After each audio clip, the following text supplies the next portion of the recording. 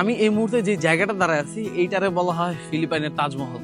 ভাই, পুরুষ মানুষের কোনো কাম কাজ নাই, যেখানে সেখানে বউ কেউ মরে গেছে, টাকা পয়সা দিয়ে উড়া গিয়ে কি করে বোর নামে একটা তাজমহল টাইপের বানায় রাখে, যদিও যে জিনিসটা বানাইছে হয় খুবই এক্সপেন্সিভ। আর সেবু শহর থেকে প্রায় 17 কিলোমিটার দূরে পাহাড় চূড়া অবস্থিত এই প্রাসাদটি কাগজে কলমে এটা টেম্পল অব লেহ নাম হলেও এটা মূলত সেবুর তাজমহল হিসেবে বেশি পরিচিত। এই বিশালাকার প্রাসাদটা বানানো হয়েছে রোমান স্থাপত্য শৈলী অনুসরণ করে। এটার ভেতরের রুমগুলো মূলত এখন জাদুঘর হিসেবে ব্যবহৃত, নানান রকম দ্রব্যাদি সেখানে প্রদর্শিত হচ্ছিল।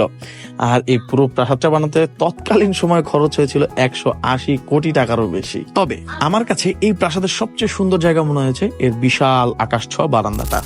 ব্যাপার হচ্ছে ভাই, এই জায়গায় বেশ কিছু কফি শপ আছে, আপনি চাইলে কফি নিতে পারবেন। তবে just চিন্তা করেন এই বিশাল জায়গাটায় বৈশা যদি ঝুম বৃষ্টি নামে, হ্যাঁ, আপনি এক কাপ চা খাইতেছেন অথবা কফি খাইতেছেন, ঝুম বৃষ্টি হচ্ছে, সামনে ওই দূরে পুরাটা হচ্ছে সেবু সিটি, ওই দূরে সমুদ্র, ওই দূরে আরো কিছু দ্বীপ দেখা যাইতেছে।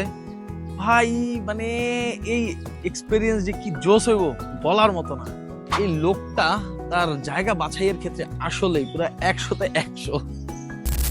এই টাইপ স্থাপনা দেখলে দেখবেন যে আপনার বউ বা গার্লফ্রেন্ড এরা বলবে কি যে আমার জন্য কি তুমি এরকম একটা বানাইতে পারবা। যদি আপনার এরকম বলে, আপনি বলেন অবশ্যই বানাইতে পারবো, কেন বানাইতে পারবো না। তবে এই জন্য শর্ত হচ্ছে আগে তোমার মরা লাগবে, কারণ যারাই এরকম বানাইছে সবার বই আগে মরে গেছে, এরপর এরকম একটা বানাইছে। সুতরাং এরকম তাজমহল যদি কারো পাইতে হয় তাহলে শর্ত হচ্ছে আগে মরে যেতে হবে।